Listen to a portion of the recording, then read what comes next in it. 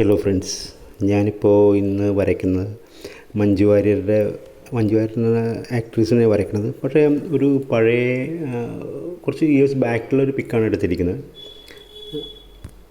As usual നമ്മൾ ആദ്യം ചെയ്ത പെൻസിൽ ഡ്രോയിങ്, ഒരു പെൻസിൽ കൊണ്ട് ഒരു ഔട്ട്ലൈൻ വരച്ചിട്ട് പിന്നെ വാട്ടർ കളർ ചെയ്യണതാണ്. നമ്മുടെ ഫസ്റ്റ് വേർഡ് പ്രാക്ടീസ് എന്ന് പറഞ്ഞ് ഞാൻ തുടങ്ങണതാണ്. ഞാനിന്ന് എടുത്തിരിക്കുന്ന ഒരു വേർഡ് മോട്ടിവേഷൻ എന്ന് പറഞ്ഞൊരു വേർഡാണ്. നമ്മൾ ഈ കാലഘട്ടത്തിൽ വളരെ ഇമ്പോർട്ടൻ്റായിട്ട് ഫോളോ അപ്പ് ചെയ്യുന്ന ഒരു വേർഡാണ് മോട്ടിവേഷൻ എന്ന് പറഞ്ഞാൽ. നമ്മുടെ സോഷ്യൽ മീഡിയയിൽ ഇഷ്ടംപോലെ മോട്ടിവേഷൻ വീഡിയോസ് നമുക്ക് കാണാൻ പറ്റും. അതേപോലെ മോട്ടിവേഷൻ എന്നുള്ള വേർഡ് പ്രൊമോട്ട് ചെയ്യാൻ വേണ്ടി കുറേ ആൾക്കാർ പല എക്സാമ്പിൾസുകളായിട്ട് വരുന്നത് ഞാൻ കണ്ടിട്ടുണ്ട്. കുറച്ച് എക്സാമ്പിളായിട്ട് പറയുകയാണെന്നുണ്ടെങ്കിൽ, ചില മോട്ടിവേറ്റേഴ്സ് മൃഗങ്ങളെ കാണിച്ചിട്ട് മോട്ടിവേറ്റ് ചെയ്യും. അതുകൂടാതെ നമ്മൾ മെറ്റീരിയൽ ഹാപ്പിനെസ് കൊണ്ടുവരുന്ന ചില കാര്യങ്ങൾ കാണിച്ചിട്ട് മോട്ടിവേറ്റ് ചെയ്യാറുണ്ട്. പക്ഷേ ഇതിന്നൊക്കെ എനിക്ക് തോന്നുന്നത്, എനിക്കിതൊന്നും അത്ര അങ്ങോട്ട് അക്സെപ്റ്റ് ചെയ്യാൻ പറ്റാത്തൊരു കാര്യങ്ങളായിട്ട് എനിക്ക് തോന്നുന്നു, എൻ്റെ ഒരു കാഴ്ചപ്പാടിട്ടോ. അതായത് എക്സാമ്പിൾ പറയുകയാണെന്നുണ്ടെങ്കിൽ, നമ്മൾ കിങ്ങിനെ പോലെ ആവണം, ലയണിനെ പോലെ ആവണം, ഫോറസ്റ്റിലെ ലയണിനെ പോലെ ലീവ് ചെയ്യണം, അങ്ങനത്തെ ഒരു മൈൻഡായിരിക്കണം എപ്പോഴും. പക്ഷേ എൻ്റെ ഒരു കാഴ്ചപ്പാടിൽ എനിക്ക് തോന്നുന്നത് എല്ലാ മൃഗങ്ങൾക്കും അല്ലെങ്കിൽ എല്ലാ ജീവികൾക്കും അതിൻ്റേതായ ഒരു കഴിവ് ദൈവം കൊടുത്തിട്ടുണ്ടെന്നാണ് എനിക്ക് തോന്നുന്നത്. നമ്മൾ ലയൺ, ഇപ്പോൾ ചിലർ പറയും ഈഗിളിനെ പോലെ പറക്കണം, ഹൈറ്റ്സിൽ പറക്കണം എന്ന്.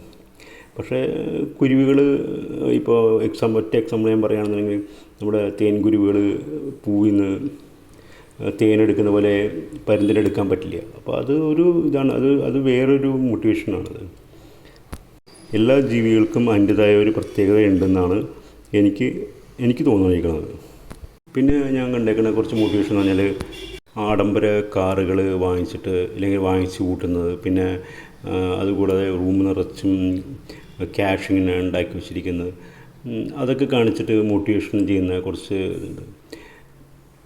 ഇങ്ങനത്തെ മോട്ടിവേഷനെ കാണുമ്പോൾ എനിക്ക് തോന്നിയേക്കണത് ഓരോ സെക്ഷൻ ഏജിൽ ഓരോ മോട്ടിവേഷൻ വേണം എന്നാണ് എനിക്ക് തോന്നിയേക്കണത്. എല്ലാം കൂടി ഒരേ കാറ്റഗറി പെടില്ലെന്ന് എനിക്ക് തോന്നുന്നത്.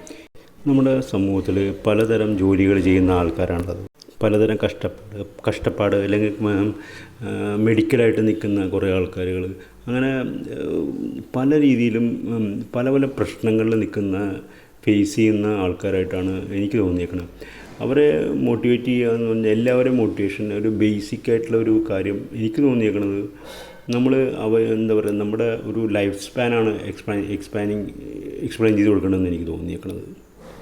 കാരണം എന്താ പറയുക, ഒരു മോട്ടിവേഷനായിട്ട് എന്നോട് ചോദിക്കുകയാണെന്നുണ്ടെങ്കിൽ ഞാൻ പറയണത്, നമ്മൾ ഒരു മരത്തിനെടുക്കുക, ഉദാഹരണമായിട്ട് എപ്പോഴും ഒരു മരത്തിനെടുക്കുക. അതിന് പ്രത്യേകത എന്ന് വെച്ചാൽ, അത് അവിടെ നിന്ന് അനങ്ങുന്നില്ല, അത് അവിടെ തന്നെ സ്റ്റേ ആണ്, അവസാനം വരെ അവിടെ തന്നെ സ്റ്റേ ആണ്. പക്ഷേ നേരെ മറിച്ച് അതിൻ്റെ പൂക്കൾ മാറുന്നുണ്ട്, ഇലകൾ വരുന്നുണ്ട്, ബ്രാഞ്ചസ് വേറെ പുതിയത് വരുന്നുണ്ട്, അങ്ങനെ പല മാറ്റങ്ങളിൽ ആ മരങ്ങളിൽ വരുന്നുണ്ട്. പക്ഷേ യഥാർത്ഥത്തിൽ ആ മരം അവിടെ നിന്ന് അനങ്ങുന്നേ ഇല്ല.